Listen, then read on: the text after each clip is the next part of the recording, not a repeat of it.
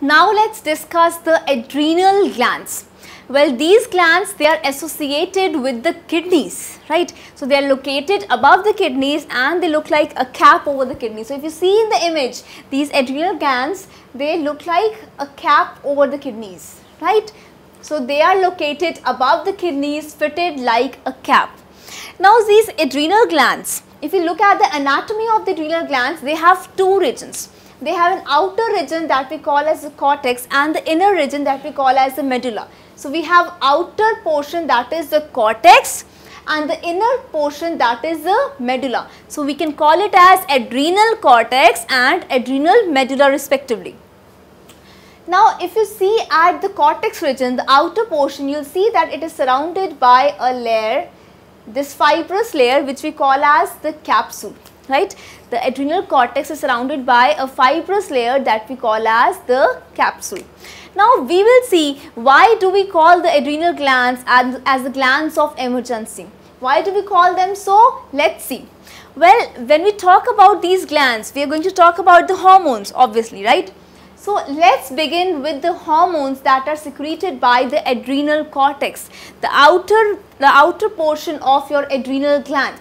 So there are three classifications based on the types of hormones. We have mineralocorticoids, we have glucocorticoids, and we have gonadocorticoids or sex corticoids. Now here you are going to see this term, that is zona glomerulosa. Well, what does this mean? You know, when you are going to see actually the inner structure, you will see that the adrenal cortex is divided into three zones. And these zones are the zona glomerulosa, the zona fasciculata and the zona reticularis. So for just very easy understanding, let us just understand what I am trying to say. Let's see the zona glomerulosa first. This is the first zone, as you can see. So this first zone, it forms the 15% of the adrenal cortex. It forms 15% of the adrenal cortex. Now you can see that there are very small spherical cells that are very much compactly arranged. And the cells of the zona glomerulosa, they are going to secrete what? Mineralocorticoids. They are going to secrete mineralocorticoids. Now as the name suggests, what are these mineralocorticoids? Mineralocorticoids are going to affect mineral metabolism. And when we talk about mineral, I mean to say I am talking about sodium primarily. I am going to talk about what? Sodium primarily. So sodium and potassium, these are the two major minerals that we are going to talk in case of mineralocorticoids. So what I have explained you till now, just be very clear with that the first zone, that is the zona glomerulosa, the cells of this zone, it is going to secrete what? It is going to secrete mineralocorticoids which are going to affect the mineral metabolism. So as the name suggests, mineralocorticoids means they are going to affect mineral metabolism, and here we will talk about the sodium and the potassium, right? Now the main hormone that is under this mineralocorticoids, that is the aldosterone. The main hormone is the aldosterone, and we call this aldosterone hormone as the salt retaining hormone. We call this as salt retaining hormone. Now why we call this as salt retaining hormone? Because this hormone is secreted when the sodium content is low in your blood. So that is why it is going to retain salt in your blood. That is why it is going to be secreted when the sodium content is going to be low in your blood. So what is going to happen in whole? You will see that it is going to regulate the sodium content of the body.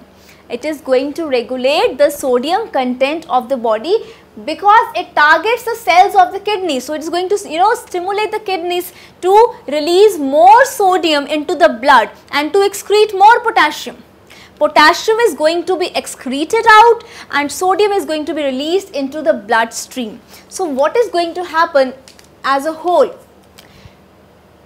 In the bloodstream, since the sodium is going to increase, means due to osmosis, water can enter from outside to inside. Due to osmosis, water can enter from outside to inside. Now what is this osmosis? You already know it very well that osmosis is the movement of free water molecules from the region of their higher concentration to the region of their lower concentration, right. So, water which is at higher concentration outside is going to enter inside this bloodstream. So, what is going to happen? Since there will be more water in the blood, means the volume of the blood is going to increase. So, now we have two effects. The sodium content in the blood is going to be regulated, it is going to increase because of the hormone, that is aldosterone, and secondly the volume of the blood is going to increase because of the entry of free water molecules inside this. Right. So, these are the two major effects of this hormone, that is aldosterone, which you can also call it as salt retaining hormone, and this comes under the category of mineralocorticoids which are secreted by the cells of Zona Glomerulosa, right. So, next type we have the glucocorticoids. Now, these glucocorticoids, as the name suggests, they are going to deal with glucose metabolism, means I can say carbohydrate metabolism. But they do not only deal with carbohydrate metabolism, they also deal with protein and fat metabolism as well. So, under glucocorticoids, we have cortisol, corticosterone and cortisone, these three hormones.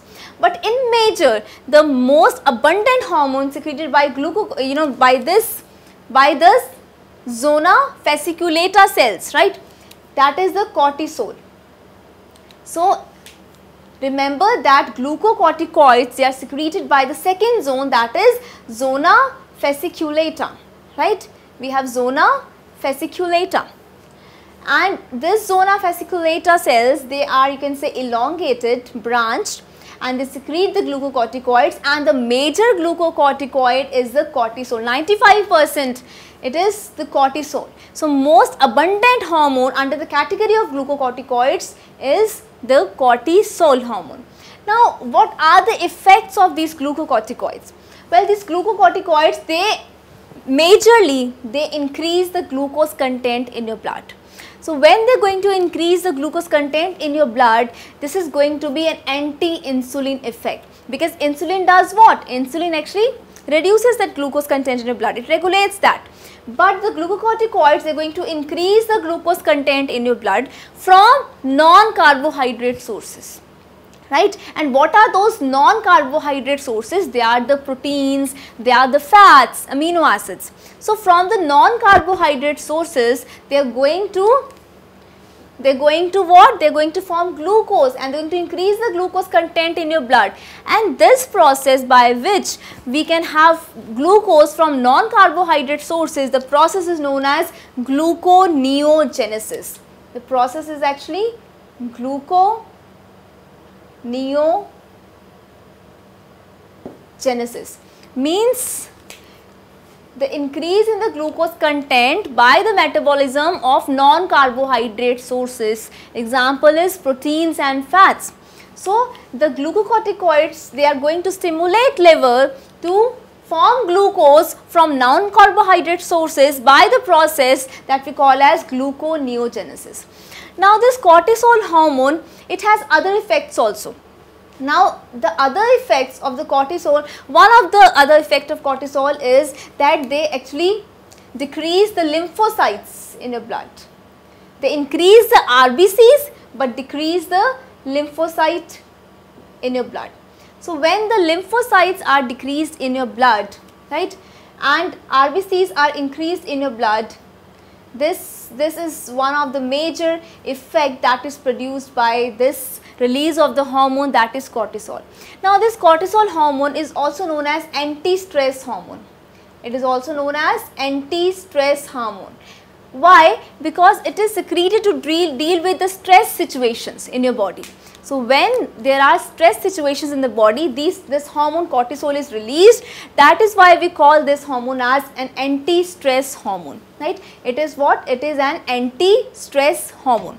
And remember, it is anti-inflammatory also. It is going to reduce pain in your body. It is going to reduce pain, so it is anti-inflammatory. So, these are a few functions of the hormone, that is the cortisol hormone, which is a part of the glucocorticoids. Next type we have the sex corticoids or the gonadocorticoids. So, which zone is going to secrete these gonadocorticoids? This zone is the zona reticularis. It is the zona reticularis which forms only 7% of the whole adrenal cortex, right? So major part of the adrenal cortex is, taken by the zone fasciculata and the least by the zona reticularis. So the zona reticularis cells, they are going to release and secrete the hormone, that is gonadocorticoids. They are going to release gonadocorticoids. And what are the two major hormones of gonadocorticoids? These are the androgens and estrogens. Androgens in case of males and estrogens in case of females. So as the name suggests, the gonadocorticoids, the target organs for them are the gonads. They are going to help in the you can say the formation of the secondary sexual characters.